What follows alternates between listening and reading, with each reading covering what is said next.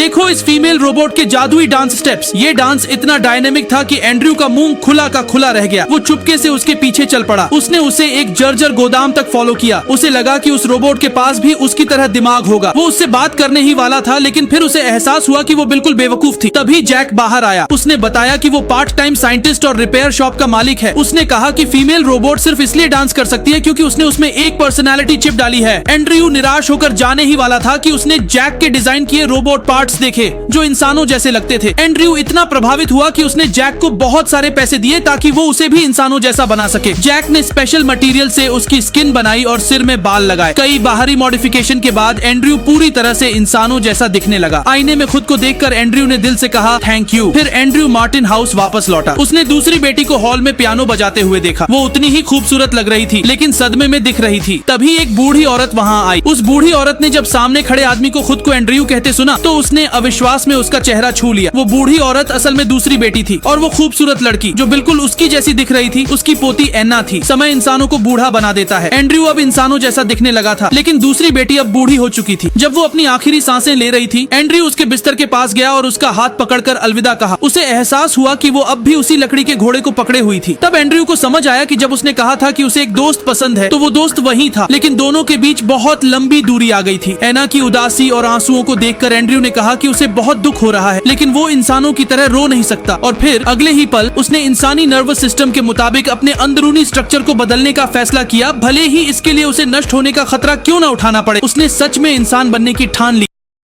ये छोटा बच्चा मास्टर शेफ को चैलेंज कर देता है। ये वही लड़का है जिसकी कुकिंग स्किल देखकर रेस्टोरेंट की ओनर ने उसे रेस्टोरेंट में रख लिया था। राइवल ने अपने रेस्टोरेंट का फेमस डिश बनाया और सबने पहले से ही उसे विनर मान लिया, लेकिन लड़की के रेस्टोरेंट के शेफ के पसीने छूट गए। तभी वो लड़का सामने आया और बोला कि वो हिस्सा लेगा। ये सुनकर आदमी ने फेक सिकनेस का बहाना बना लिया और कह दिया कि वो बीमार है। अब औरत के पास कोई चॉइस नहीं थी, उसे लड़के पर भरोसा करना पड़ा। राइवल ने हाई क्वालिटी इंग्रेडिएंट्स निकाले और बड़ी परफेक्शन के साथ अपना डिश तैयार किया। उसके डिश की खुशबू से ही लोगों के मुंह में पानी आ गया। लड़का धीरे धीरे अपना प्रिपरेशन कर रहा था, जिसे देखकर सब उसका मजाक उड़ाने लगे। जजेस भी बोर हो चुके थे। राइवल का डिश तैयार था। उसने बताया कि उसने इसमें 50 रेयर इंग्रेडिएंट्स डाले हैं, जिससे एक ऐसा फ्लेवर बना है जो कोई दोहरा नहीं सकता। जजेस ने टेस्ट करते ही कहा ये तो विनर है, बाकी टेस्ट करने की जरूरत नहीं। लेकिन उसी वक्त लड़के का डिश भी तैयार हो गया। उसे कहा गया कि कंटेस्ट खत्म हो चुका है। औरत ने जोर से विरोध किया, लेकिन किसी ने उसकी बात सीरियसली नहीं ली। सबको लगा कि लड़के का डिश राइवल के सामने कुछ नहीं। जजेस भी बायस्ड थे। औरत ऑलमोस्ट हार मान चुकी थी। तभी लड़के ने कहा बस टेस्ट तो करो। एक जज ने कहा कि वो टेस्ट करेगा ताकि बच्चे का दिल न टूटे। एक ही बाइट खाते ही वो पूरी तरह से हैरान रह गया। सभी लोग चौंक गए। फिर लड़के ने बड़ी शांति से उस बॉल्ड आदमी से कहा अब जरा अपना सिर छूकर देखिए। और सबने देखा उसका गंजा सिर अब काले बालों से भर चुका था। बूढ़े आदमी ने मुस्कुराते हुए कहा आखिरकार मेरे बाल उग आए हैं। पार्ट 5 के लिए कमेंट में जज लिखें।